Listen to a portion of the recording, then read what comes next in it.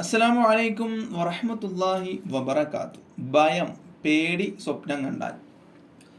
നമ്മൾ ചില ആളുകൾക്കൊക്കെ പേടി ഉണ്ടാവും അല്ലെ, വീട്ടിൽ ഒറ്റക്ക് നിൽക്കാൻ.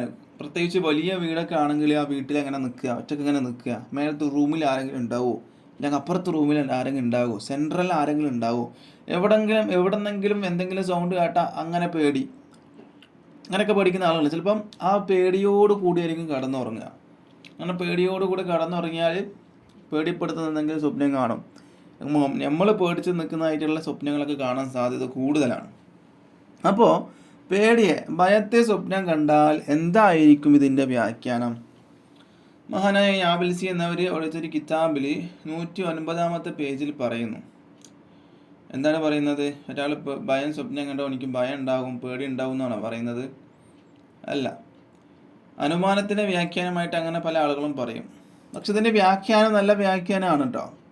നല്ല വ്യാഖ്യാനം, മോശമായ വ്യാഖ്യാനം നല്ല. പേടി നമ്മൾ സ്വപ്നം കണ്ട, ഭയത്തെ സ്വപ്നം കണ്ടാൽ അതിൻ്റെ വ്യാഖ്യാനമായിട്ട് മഹാനായ നവൽസി എന്നവർ പറയാണ്, ഉറക്കിൽ ഒരാൾ ഭയത്തെ സ്വപ്നം കണ്ടാൽ അതിൻ്റെ വ്യാഖ്യാനം നിർഭയത്വം എന്നാണ്, പേടിയിൽ നിന്നുള്ള നിർഭയത്വം.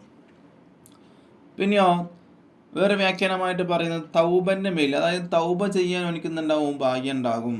ഇത് നല്ല വ്യാഖ്യാനം തന്നെയാണ്. പിന്നെ എല്ലാ പേടിക്കുന്നവൻ എന്താകും, തൗബ ചെയ്യും എന്നുള്ള വ്യാഖ്യാനം ഇതിനുണ്ട്, ഈ ഭയം സ്വപ്നം കണ്ടാൽ എന്നുള്ളതിനുണ്ട്. മനസ്സിലായില്ലേ? ഭയം എന്നുള്ളത് നമ്മൾ ചില നാടുകളിലൊക്കെ പോകാൻ പേടിയാണ്. രാത്രി സമയങ്ങളിലൂടെ ബൈക്കിൽ സഞ്ചരിക്കാനാണെങ്കിലും നടന്നു പോകാനാണെങ്കിലും ചിലപ്പോൾ നാട്ടിൽ ഓരോരുത്തർ പറഞ്ഞ് ഉണ്ടാക്കി വെച്ചിട്ടുണ്ട്, അവിടെ പിശാചുണ്ട്, അവിടെ ഭൂതമുണ്ട്, ശൈത്താൻ്റെ ഷെറുണ്ട് എന്നൊക്കെ പറഞ്ഞിട്ട് പേടിപ്പെടുത്തുന്ന സ്ഥലങ്ങളൊക്കെ നമ്മുടെ നാട്ടിൽ ചില ഏരിയകളിലൊക്കെ ഉണ്ടാവാറുണ്ട്.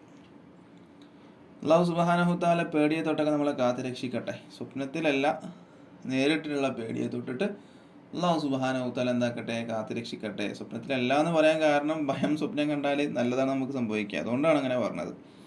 വീഡിയോ ഇഷ്ടപ്പെട്ടാൽ ലൈക്ക് ചെയ്യുക, ഷെയർ ചെയ്യുക. ഇതുപോലത്തെ വീഡിയോസിന് വേണ്ടി ചാനൽ സബ്സ്ക്രൈബ് ചെയ്യുക. ഇൻഷാ അല്ലാഹ്. അസ്സലാമു അലൈക്കും വറഹ്മത്തുള്ളാഹി വബറകാതുഹു.